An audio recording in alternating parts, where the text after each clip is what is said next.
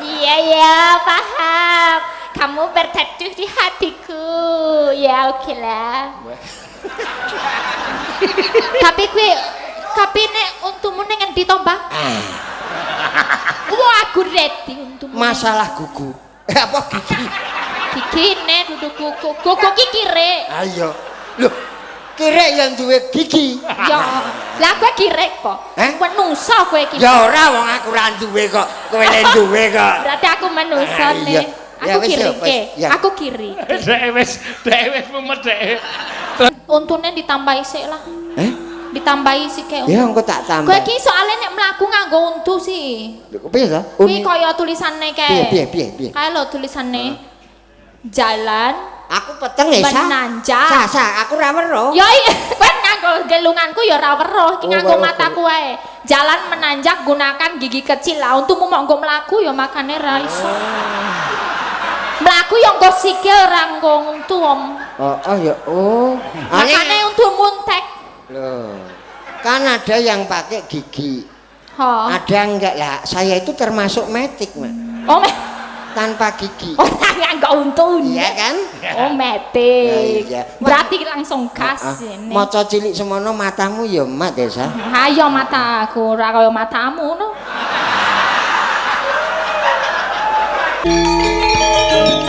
Terus pipis saja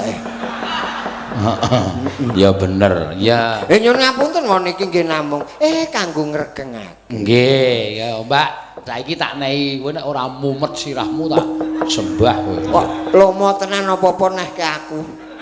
Lah ya iki emo isih diantu-antu panitiane nyuwun. Oh, bintang tamu. Elisa or karo Salaso. Ya. Oh, ya ya. Jumeneng Mbak Elisa. Ayo, Duk. Tepuk tangan untuk sapa? Elisa. Elisa Arso. Sapa? Godongso. Ya. Nyong. Aku ndekku wingi. Mau bar mangan arem-arem salaman sik. Oh iya.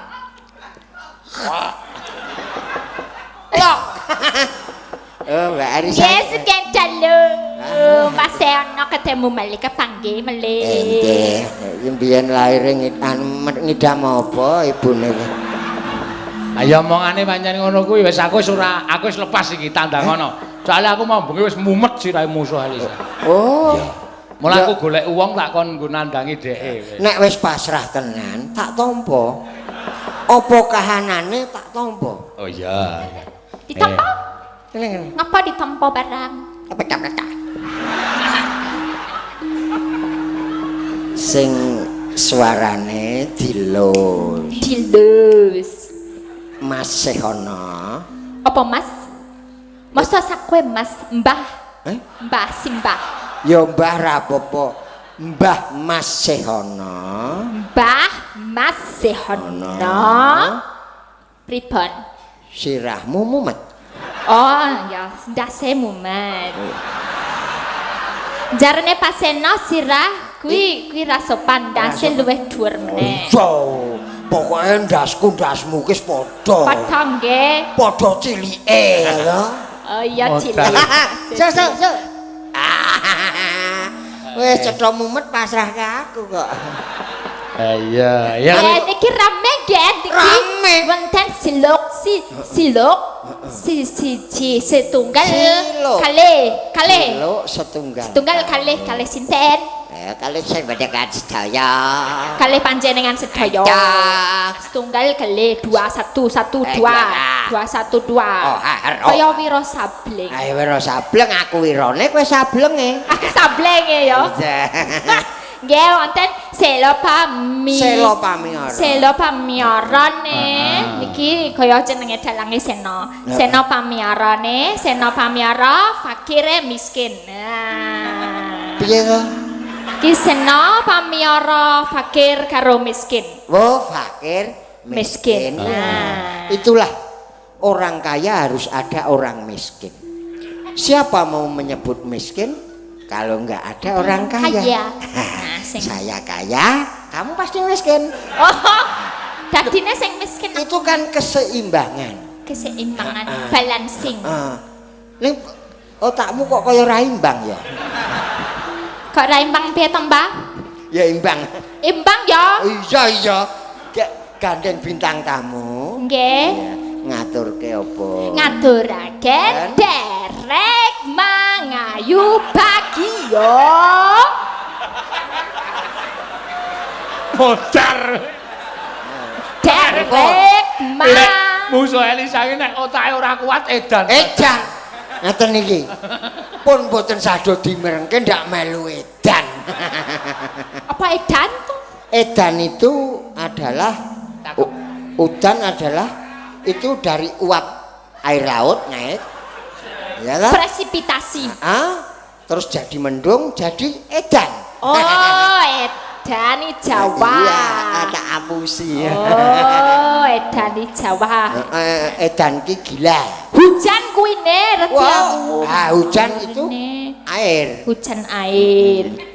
Ya hujan air, masa ya gini. Di malam minggu. Asyik. Aku berteduh di bawahmu. Kau berteduh di bawahku emang iso kepayungan. Kalau berteduh itu pasti di bawah. Apik lho iki tenan. Pasti di bawah. Nanggap wong pekok kabeh. Berteduh di bawah. Di bawah. Lah aku ora nggawa payung ki. Aku ora nggawa payung kok kowe ning isor. Berteduh itu enggak harus payung. Terus apa nih? Di bawah genteng atau berteduh di hatiku bisa. Oh. Iya, paham. Kamu berteduh di hatiku. Ya oke lah. Tapi nek untumu ning endi to, Mbah? Wah, aku ready untumu. Masalah gugu. Apa gigi? Gigi nek duduk gugu. Gugu ki kire. Ayo. Loh, kirek yang duwe gigi. Ya, lah kowe kirek kok. Menungso kowe iki. Ya ora wong aku ra duwe kok. Kowe le duwe kok. Berarti aku menungso nih. Aku kiri. Aku kiri. Dek wis mumet dek. Terus muni lek wis yo karepe kon nembang mergane kowe wis pecah sirahe kowe. Oh, tak ladeni tekan esuk. Waton kowe yo gelem ngladeni. Laden iki apa? Laden kuwi werna-werna. Ana sing sinoman ki laden. Oh, sinoman sing gawa wedang mau karo panganan mau. Nek nggon bangunan maune. Nek nggon bangun ana laden tukang.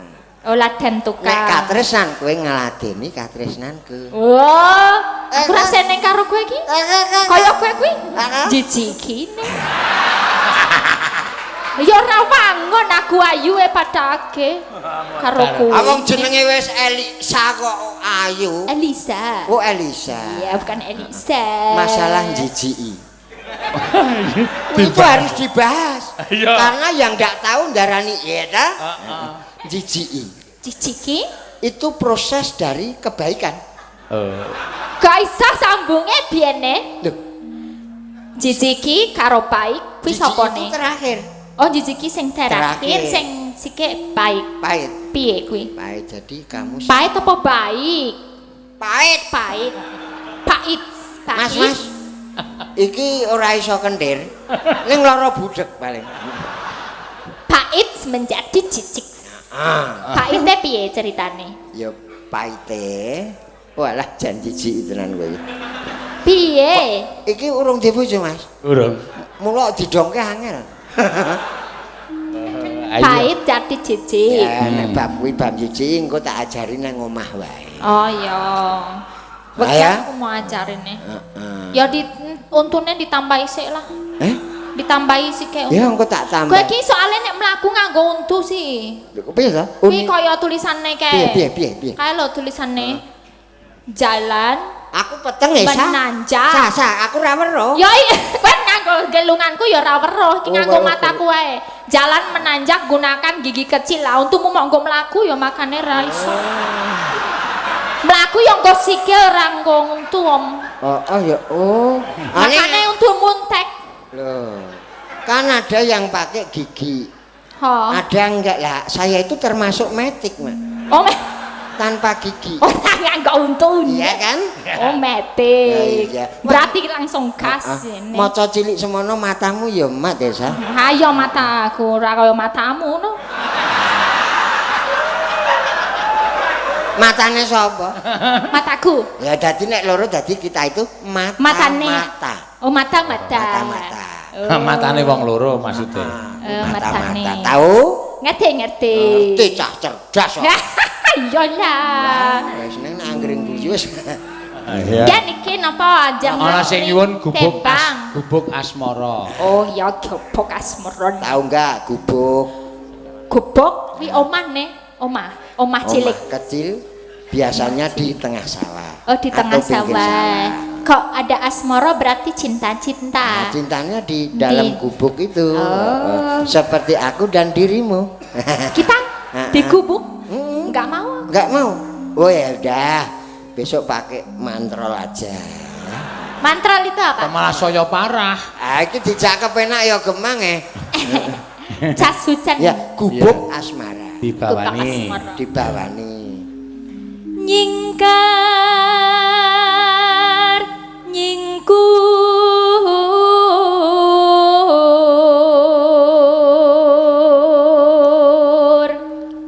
Wiwitane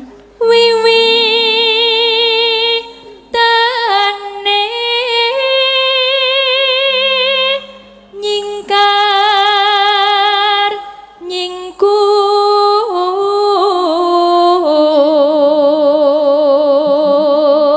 Wah, yo cange. pripun? Kok bahasa nyuara Jawa malah halus sih. Wah, suarane Jawa, belajare nyinden pun suwe kok niku. Dadi kur khusus sinden ya, Mas. Nggih. Nek nggon dialog mawut ya, Mas. Mawut ki apa? Nah, mawut adalah iku dijelaske.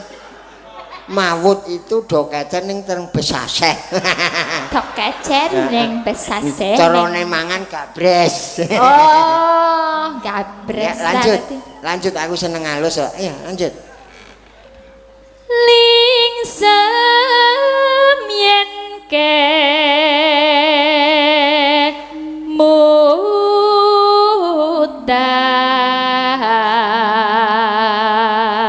Neno lelampahan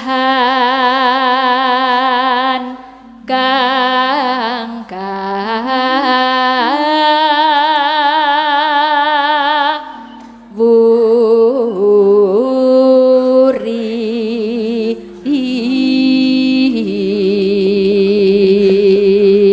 Halo neno tresno tulus nadyanengku buk asmara.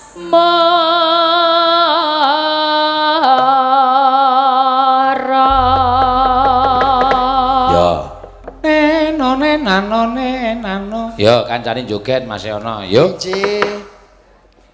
Yen liwat aku kelingan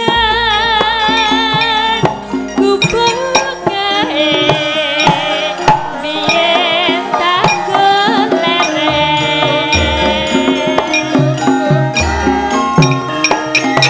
juga kepentingan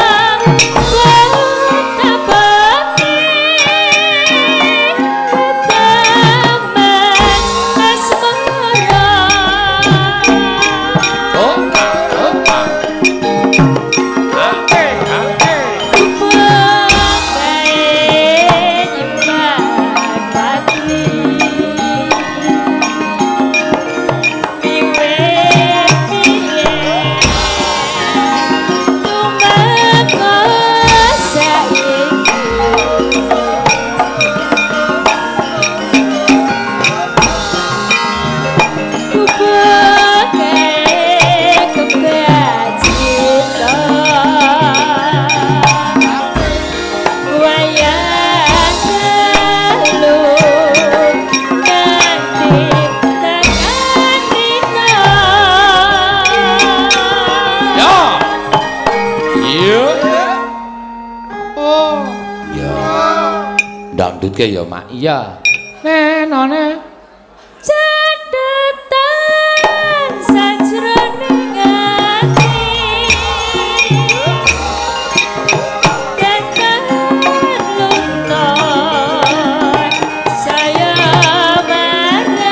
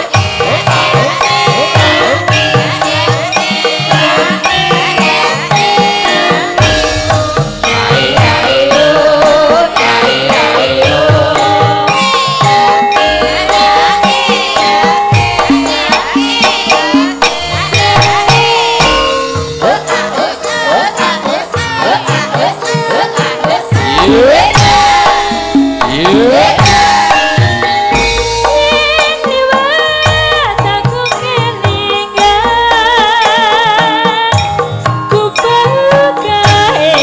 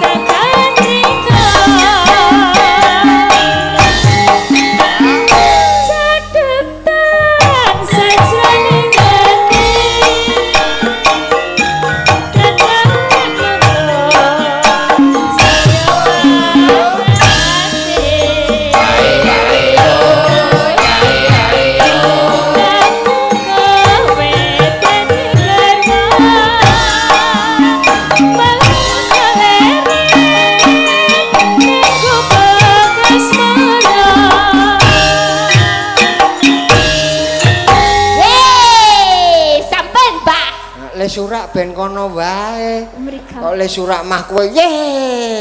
Ya sakit. Kuwi iki logate ngono kuwi kok sih. Oh, mboten mangan to. Oh, logatnya gitu ya. Iya.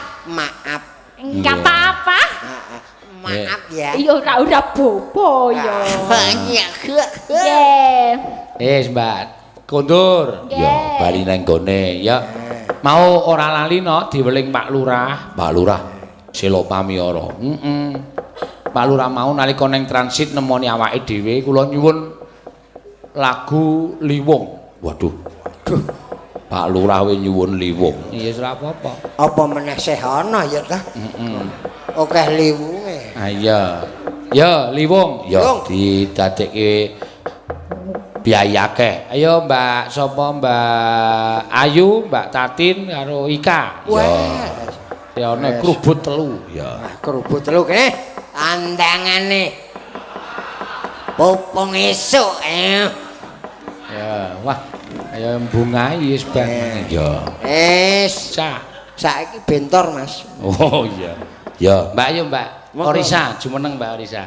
Nah, nganteni. Mbak sapa? Orisa. Oh, Orisa. Orisa. Sing siji orisinil. Iki ori nek iki. Aku sok kleru karo sing Elisa. Oke cilikane mbiyen elik banget ya. Napa nggih? Ha iki rak mbiyen ki ibune jenenge rak Sarina. Sarina. Nglairke anake ireng elik terus Eli. Sa. Elisa ngono piye? Dadi Elisa. Nggih. Sakniki pripun? Saiki ayu e. Terus terangke apa nggih Mbak Limbuk Mbak Cange? Nek Orisa? Orisa pripun? Iki menik-menik. Mernes. Senajan cilik ning sinare. Heeh. Ada untune. Untune pripun? Ora ana daginge. Lah niku lho, niku untune. Heeh. Ora ana. Nek iki ana wong gusi tok. Aku ya wis protol kabeh. Ya.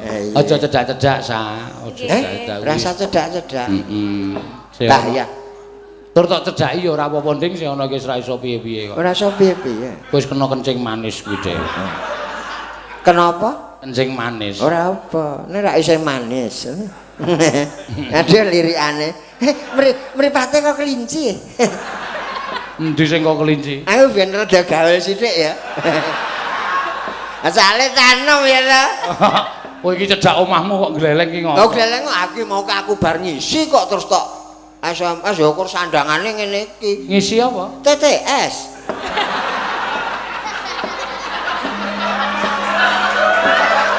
Tak kira nek ngisi pengajian apa kok TTS. TTS main nggo tombo sepi. Nglangut kok letir rada suwi-suwi. Nglangut. Orisa. Ya. Yen ning sing nyuwun lali janjine sing nyuwun tembang kangen lumantar streaming ya diaturake. Ning sing nyuwun sarung jagung ya ana. Ya. Napa riyen, Pak? Ngaturke apa? Manut kowe tak nehi pilihan kuwi. Sarung ya kena ngibar lebaran iso dienggo kabeh. Sarung jagung ya. Heeh, sarung jagung ya apik. Nggih, sarung. Aku seneng ya nyawang cah nom-nom saiki iki. Kok ngematke ngisor ki ngematke napa? Aku nek nang omahku ora semangat. Ndaten mriki kok Nek nang semangat. kene iki lagake kaya binaraga. Iya. Ning ya wis ora apa-apa ya ta. Raga. Ya. Dibawani dandang gula banjet. Ya.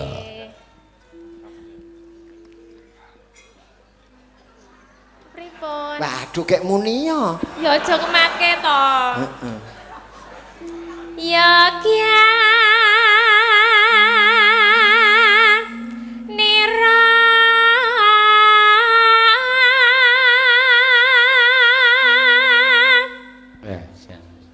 nyanding bojo ayu ngono kuwi karo ditembangke rasane nyamleng ya.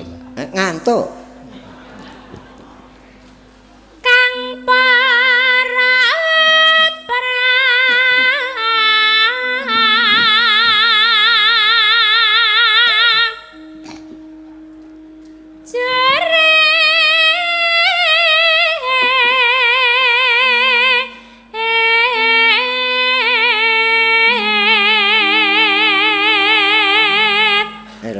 Pun gadah bojo dereng Mbak Cangik niki. Pinten? Niki Takoni dhewe kok takon aku. Isine. Takon dhewe. Udah punya suami? Belum. Sama. Sama piye untumu wis entek kok sama. Mbok ya ora sok ngapusi. Tegese sama iki dienggo mlemeki buku kae lho. Kuwi sama. Awek ya. Ya ora. Ora lho. Ora ya wis. Apa wong puntune wis poel ngono kok sama.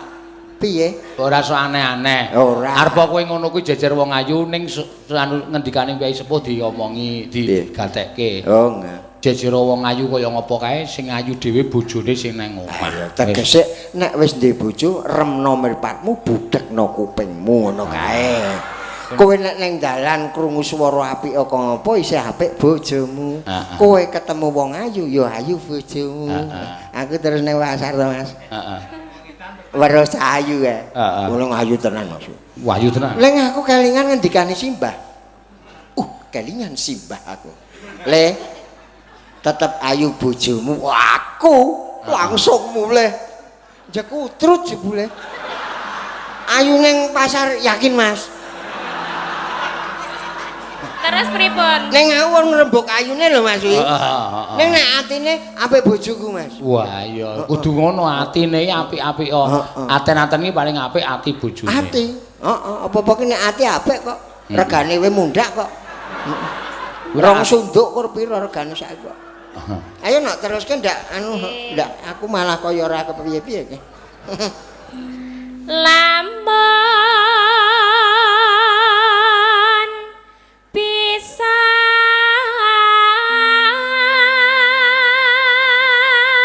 Sami anu ladang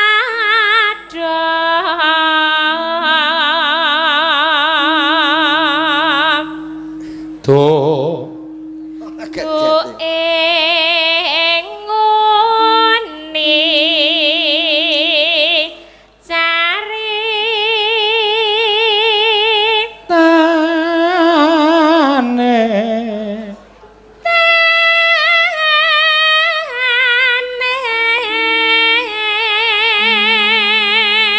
Ya beda ya. Beda piye? Beda pripun? Suara wedok karo lanang ki. Nggih benten Nek suaramu ki penak. Kaya ora blas ra penak-penak enak. Sik, kok ora penak iki. Sing tok lokke kae iki sapa? Lho kae lho. Kae. Ngene kae. Kae ya ora ngerti tujuane ta. Iya. Kae lho. Padune rawani ngelokke aku. Ngelokke ya cilaka kok bubar. Iya. pasti dadi kae ya. Ah iya. Terus ki?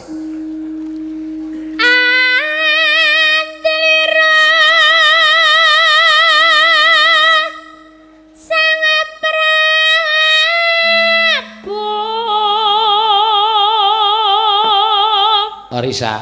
Nggih, Pak. Karo didemek teng lengene karo Kakang Mas, dos pundi kan tresnan kula. Ampun wonten Yayi Cangik.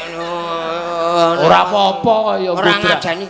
Remno mripatmu budhekno kupingmu. Iki ki meng fragmen kok. Oh, Brahman yo gek ndang dicekel kok. Kok bareng meng fragmen kok njur tawa ora. Ya, ayo. Gek rada mesra ngoten nggih. Heeh. Kowe ketok kowe lanangan sing bagus. Arep elek ning tetep bagus. Wah, yo elek mana bagus. Kowe nganti mati yo elek. Ora maksude kowe iki dawuhane sing bagus. Iki nganggo gerak wayang apa ketoprak? Ketoprak. Apa gerak dan lagu? Ketoprak wae. Ya ya. Nah, biasanya ana selingan gerak lagu kayak ngono-ngono. Mengko aku nek gerak dan lagu kan kowe. Kowe nek nggon lagu rak pintere ra jamak-jamak. Iya. Ayo, Sa. Ayo. Kakang Mas, dos pundi raosipun caket kula? Kok kaya bakul gudeg to? Ha piye? Ale takon ki dos pundi raosipun kurang uyah. Ayo, dos pundi penggalihipun? Lah kok dos pundi raosipun? Ayo anu kok. Ya. Urung apa-apa takoni rasane. Aneh rugi aku. Ayo. Ayo. Kakang Mas. Di coba. Kakang Mas, Opo diajak? dos pundi penggalihipun? Anget. Aduh, naming anget. Rumangsaku. Pripun Kang Mas? Aku pinanggih sliramu. Atiku saya ces.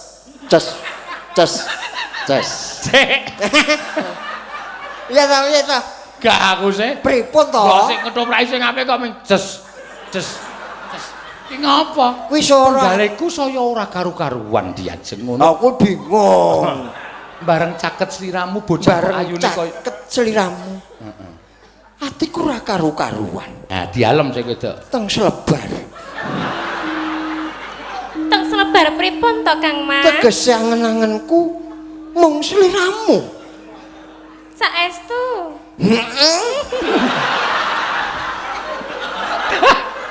Wih, toprak apa? Ayo toprak yo dibagus-baguske. Aku ketentok ketoprak humor Mas. Iya. Anu mung sliramu ijo. Lah ngene ijoe wangun nek ketoprak ijo. Nah aku ora pisan Mas. Iya. Ijo. Sliramu ning atiku. Saestu Kang Mas. Ora percaya. Kowe ra pitados karo pun Kakang to. Waduh. Apik. Wis wedok ora guyu. Aku lali ra nganggo parfum wae. Ning nggon ketoprak kuwi mau. Ora Orisa iki sing serius aja guyu. Kowe aja guyu. Nek ora kuat Tresnamu ki mung lamis. Lho, Aku nibake katresnan kok kurtok geguyu ki kepiye to? Lah kula ngematke untune niki lho, Pak. ora nesu. Ora nesu gah aku. Ya. Niki lho, Pak. Pripun? Ora kena nesu. Kula mboten nesu ning pasangane ajeng kula jukuk. Kleru ning terobongan. Iya, Pak. Oh, aja tok matke untune. Aja dimatke untune. Lah matke napane, Pak? Isine wae. Ha iya wong untune ra ono. Iya. Karo ditembangke aja omong terus. Kaya nek anu kae lho ketoprakan kae. Nah, aku serius iki. Heeh, iya. Piye diajeng? Mboten pripun Kang Mas. Oh,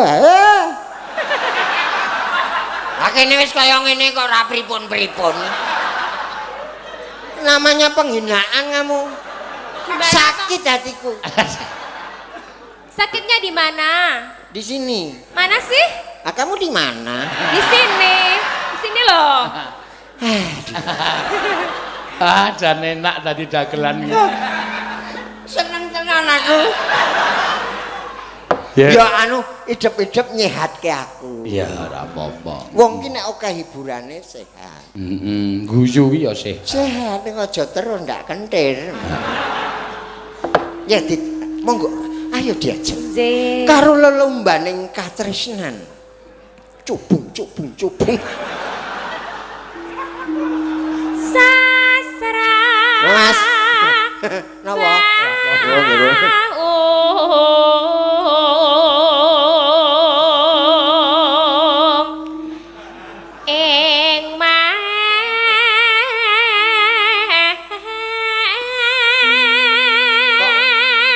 Sik Mas kok kaya ora penak to? Nganggo. Pripun? Ngomong iki. Cengkok. Engkok niku. Nek jelas. Pripun? Ah, ya bener. Wis apik kowe. Terus? Ya wis teruse ora ono kowe. Kowe langsung tamat kok nek kowe. Ayo.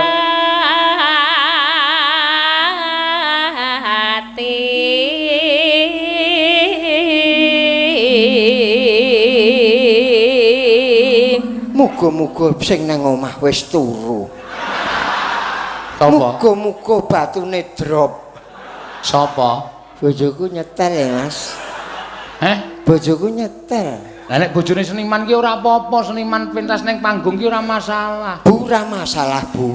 Nyetelo. Engko malah kena nggo conto nang omah. Lah jare omahe cedhak. Cedhak. Nggih, lah kan krungu. Krungu ora budek kok. Wis teruske diajeng. Nggih. Aduh gelungane. Gelungane pripun? Saka rambut. Aran patih su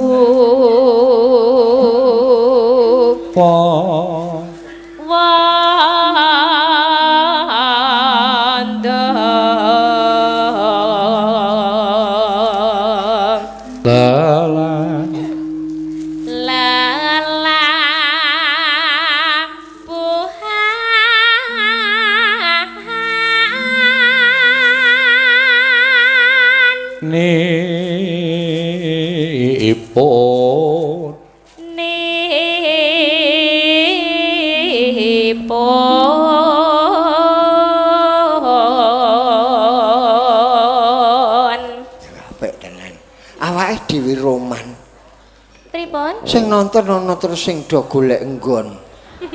Tegese ben weruh awake dhewe. Ya ta diajeng? Nggih, Kang Mas. Aduh, ndak kintung kintung. Ndak kintung. Oh ya padha-padha lek kenter iki mah. Terus diajeng. Kang Kinalung. Kang Kinalung tripran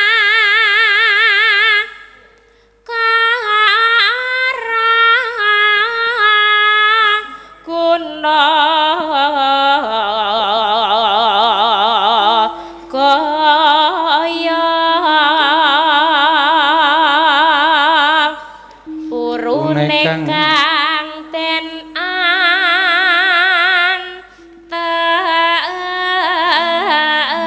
tepi nuhoni trah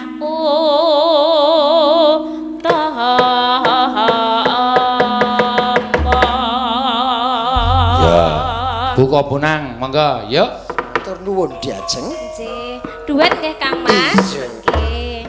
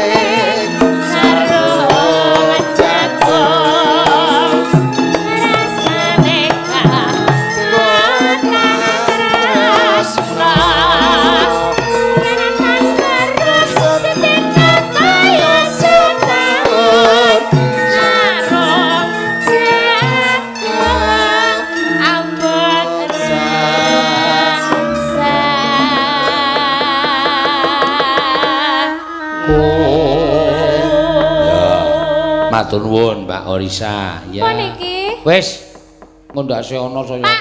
Piye to? Pak niki. Oh. Culke. Oh, naipe wis bali. Yen sewu namung drama. Kowe nek ketemu wedok panu sinden nom kok njur le mempenge ra jamak. Japa tuwa kok kon mempeng. Kae lho ana sing nesu kae wiyaga. Wiyaga ku ana sing nesu. Jare muni urung duwe garwa. Wiyagaku ana sing nesu lho Kang. Saking ra kuat nesune Wiswanipun ingkang bapa ing kepatihan nggih kawula nok-non inggih. Paman Haryo Sengguni nggih. Kadhi parada gresi paman ingsun percaya minangka dadi badal wakil ingsun.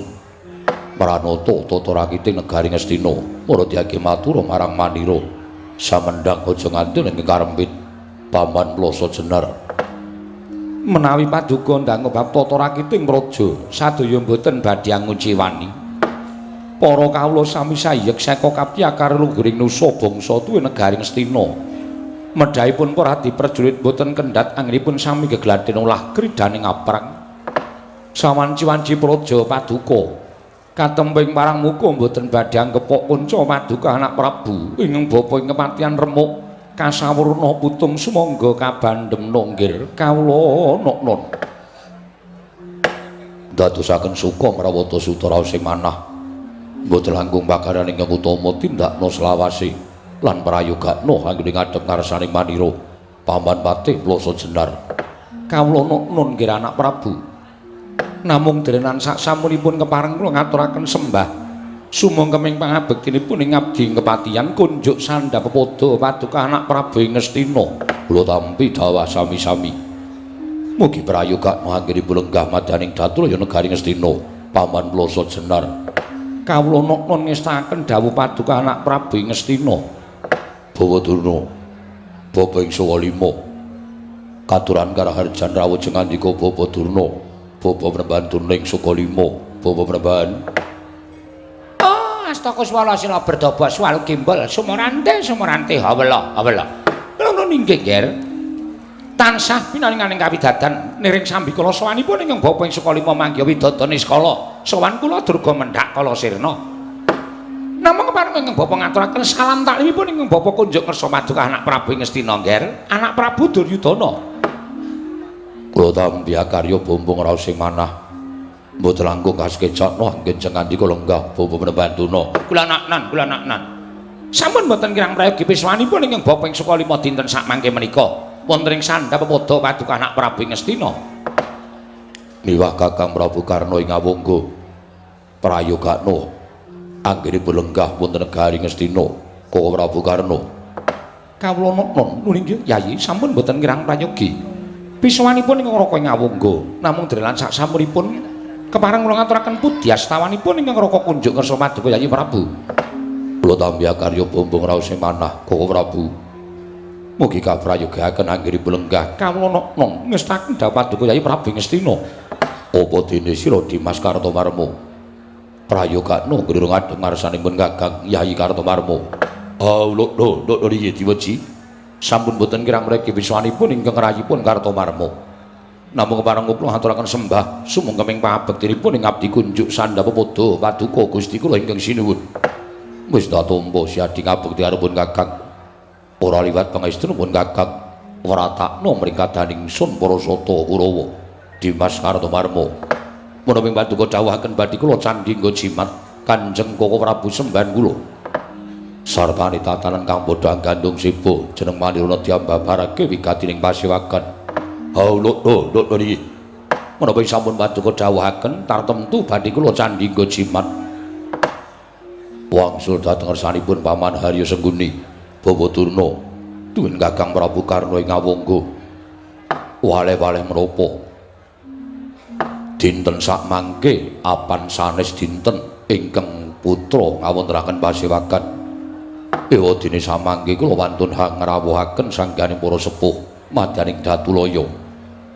Mila saderengipun kula mbabaraken wigatosipun menapa to sababipun Dene Duryudana ngawonten pasewakan ingkang bene kalan adat ingkang sampun boten lega raos sing manahipun ingkang putra menawi dereng wonten miyosing pangandika paduka para sepuh kepareng nglubirna sih samudra pangaksami dhateng yang putra ing Ngastina.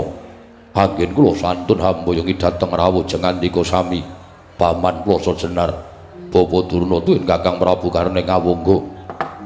Nyawa-nyawa jimat kula nggih. Anak Prabu Duryudana. Ngemuti bilih ingkang paman menika gesang ngiyup dhateng pepodo paduka anak Prabu. Mila nadyanto sampun ngantos Paduka nggadahi raos kodheng ing penggalih sampun malih ing katimbalan wanci rina nadyaning wanci ratri ingkang bapa ing kepatihan tartemtu namung estu padha dawuh Paduka anak Prabu Ngastina malah rumaos gumun manahipun ingkang bapa wonten wigatos menapa dene Paduka nglempahaken para sepuh madyaning Datulaya nggih menawi kepareng kawedharing kathah tumunten kababarna kula nedya nganglungaken jangga nilingaken karna nanging menawi wadi tumraping para kadang sentana monggo kula dherekaken manjing salebeting kedaton pepanggihan catur nitra kelawan ingkang bapa ing kepatihan nggih anak Prabu Ngastina semanten ugi ingkang bapa ing Sukalima nggih kepareng kula cumadong dawuh menggah menapa ta sababipun dening Paduka hambayongi dhateng sawanipun ingkang bapa ing Sukalima tertentu kula nedya daya-daya ngangraken jangga nilingaken karna midhangetaken sabda pangandika Paduka menggawi gatosipun pasewakan dinten sak mangke menawi wonten boten-boten penggalih boten kitang sekedhik atur kula ing mangke saged dados cecolok obor penggalih Paduka anak Prabu Ngastina monggo ger kula aturi paring dawuh ingkang bapa nedya ngangraken jangga ha nilingaken karenanipun ingkang bapa ing Sukalima ger yayi semanten ugi ngroko ngawangga daya-daya ngawuningani wigatos sing pasewakan tumunten hamba barono ingkang kathah ingkang raka ngawangga nedya midhangetaken ingkang tetela Yai Prabu Duryudana anjrah ingkang puspitarum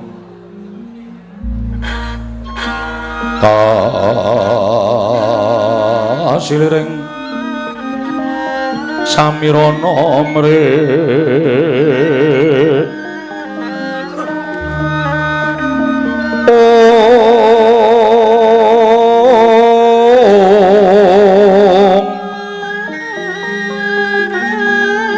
sekar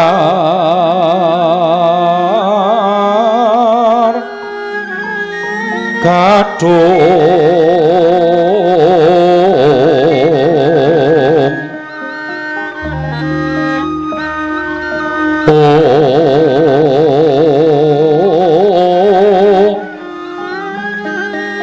ngas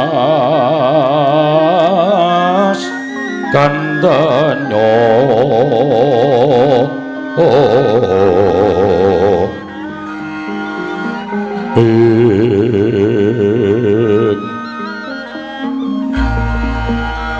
maweh raras wernaning driya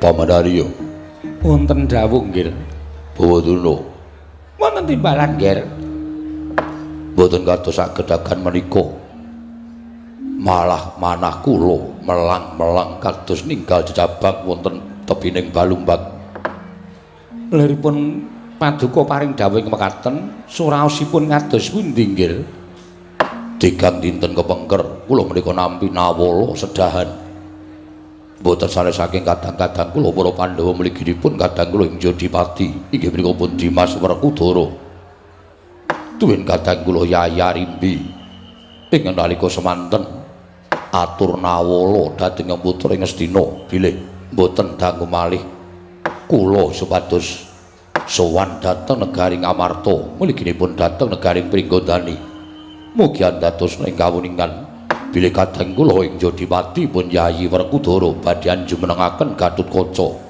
lenggah damparing Pringgondani kawontenaning kados mekaten menika Blakasuta boten andadosaken marem manahipun Duryudana nanging pangraos kula malah kaworan kuwatir durga ngangsa-angsa inggih awit saking anggen kula mangertosi bilih Gatutkaca badhe jumenenapa negari Pringgondani nuwun sewu lajeng ingkang dipun penggalih menapa dene Paduka nggadahi raos sing kados mekaten bawan wonten dawuh Kurawa menika 100 cacahipun wungsal wangsul menawi abenajeng kaliyan para Pandhawa namung gangsal parandene boten saged unggul ing yuda. Boten ngemongaken para Pandhawa nadyan Kurawa menika mengsah anak-anakipun Pandhawa lancur-lancur Pandhawa kemawon boten saged unggul yudanipun. Menapa malih sareng petangan kula dumugi wonten negari Pringgondani. Pringgondani menika tiraranipun Sang Prabu Trembuka. Mongko jagat menika sampun dados paseksen. Negari ingkang wiyar menika namung kalih inggih menika Ngastina lan Pringgondani. Hirip-hiripan dinga piliya. Sasetanipun Prabu Trembuka arimba ingkang dados Nalindra ewadene boten lono anggenipun dados Nalindra tumunten pejah saking tanganipun Bratasena. Samangke negari Pringgondani komplang lan Werkudara badhe anjumnahaken Gatotkaca wonten negari Pringgondani tanpa runga kekiyatanipun para Pandhawa badhe tumpuk matimbun-timbun kekuwataning Pandhawa badhe wuwuh saya santosa para Pandhawa sabab saged angrengkuh negari Pringgondani.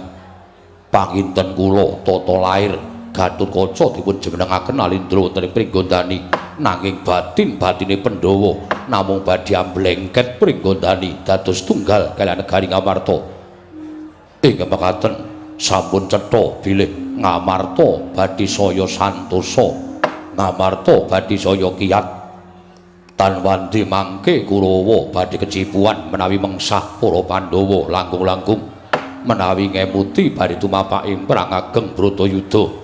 Tan wurunga Pandhawa lan Kurawa mangke nggih nglampahi Bratayuda. Mboten ngantos telung kedheping paningal Kurawa mesti tumpes kelor tanpa sisa. Awit wadyabala Ngamarta sampun kawimbuhan wadyabala saking negaring Pringgondani. Paman Loso Jenar, kula wonten dawuh nggih. Kawontenan kados mekaten menika menapa ing kedah kula tindakaken. Kula mboten lila, kula mboten ikhlas. Menawi negari Pringgondani dipun lenggahi dening anak kula pun Gatotkaca, Paman Loso Jenar. Aduh, nyawa-nyawa jimat kula nggih. Sareng paduka paring dawuh ingkang mekaten tumunten leres menapa ing dados panyokara bawa paduka anak Prabu Ngastina. Mboten benten kalian rantamaning manahipun ingkang bapa ing kepatihan. Kula ugi sampun nginten. Lan nadyan kula mboten nampi nawala sedahan saking Raden Werkudara nanging tembang rawat-rawat bin tombok bakul sinambi wara sampun cetha bilih Pringgondani sak mangke badhe dados tunggal kaliyan negari Ngamarta ingkang ateges samangke Ngamarta badhe saya sentosa, saya manjila lan saya kiyat kekiyatanipun wuwuh tumpuk matimbun-timbun kasinggihan mekaten. Mila dinten sak mangke kula ngertos menawi dados penggalih paduka anak Prabu Ngastina tartemtu badhe damel srana supados Gatotkaca gagar wigar tanantuk karya. Tegesipun Gatotkaca mboten kasembadan anggenipun lenggah damparing negari Pringgondani. Mbok menawi mekaten nggih kanca sing gayuhan kula panji mekaten. Kula badhe ngothak-athik pripun caranipun malah kula jabiyantinipun para sepuh supados sambebantu dhateng kula pripun carane supaya Gatotkaca aja kelakon dadi ratu ning Pringgondani. Upamiya Gatotkaca kelambahan tan wurunga menika margi ingkang peteng tumraping para sata Kurawa. Inggih nggih kula mangertos. Lajeng saenipun kados pundi kula nderek dhateng Paman Haryo Sengguni. Kakang Penembantuna, pripun Depate? Mbok menawi sampeyan diwigih pertikel supaya Gatotkaca aja nganti dadi ratu ning Pringgondani.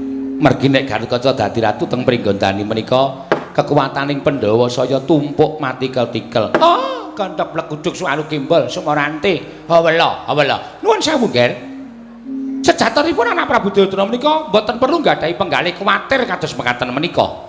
Liripun kados pundi? Oh inggih. Nadyan kegiatanipun Pandhawa menika tumpuk matimbun-timbun, nadyan kegiatanipun Pandhawa menika dipun bantu dhateng pinten-pinten negari, nanging tumrap kula upami kula menika dados Nalindra ing Ngastina, kula mboten badhe gadahi raos kuwatir babagan perkawis Pandhawa menika. Bawaduna saged paring dawuh mekaten dasaripun menapa? Setunggal paduka anak Prabu menika hanggong siningkepan kiwa tengen panjenengan menika para satriya ingkang sekti mandraguna. Kiwa tengen panjenengan menika senopati ingkang debya sura sekti kalintang jayaning perang. Kados ta anak Prabu Karna ing Awangga menika sinten ingkang wantun naben ajeng kaliyan anak Prabu Karna ing Awangga? Persasat jagat menika lirip kaliyan anak Prabu Karna ing Awangga. Inggih. Tumuntun Sang Mahatmarsi Wara Bisma.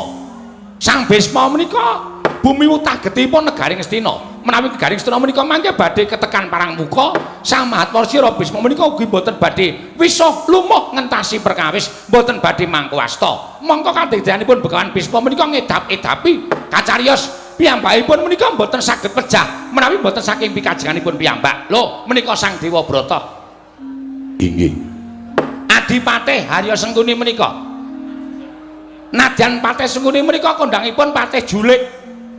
Patih licik neng julik lan kelicikanipun menika saged kinarya gada ningkes para Pandhawa. Nggih. Langkung-langkung panjenengan sinandhing dhateng Bapa ing Sukalima, Nger. Kula nuwun pangapunten to, Nger. Kula menika apal kaliyan keringkanipun para Pandhawa menika kula apal. Jer Pandhawa menika murid kula. Lah kok panjenengan gadahi kuwatir Garkaca dadi ratu nang Pringgondani terus Pringgondani dados tunggal kaliyan negari Ngamarta, terus kekuataning Pandhawa wuwuh matikel-tikel. Oh, nuwun sewu. Menawi kula menika dipun pasrahi mejahi para Pandhawa menika nuwun sewu paribasanipun angel mijet wae ngranti suwe banyu sinaring. Kosik to. Kakang Durna, pripun?